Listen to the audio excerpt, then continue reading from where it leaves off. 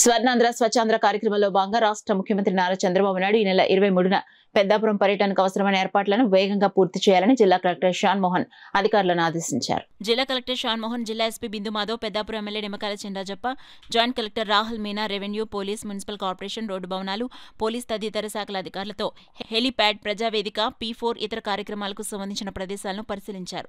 తొలుత పెద్దాపురం జి రాగంపేట రోడ్లోని హెలీప్యాడ్కు ఎదురుగా ఉన్న ఖాళీ స్థలం, P4కు పెద్దాపురం కొండయ్యపేటలోని గృహాలను, సమలకోట ఆంజనేయస్వామి విగ్రహం వద్ద ఉన్న పూర్ణ కళ్యాణ మండపం ఇతర ప్రదేశాలను ఆయన అధికారులతో కలిసి పరిశీలించారు.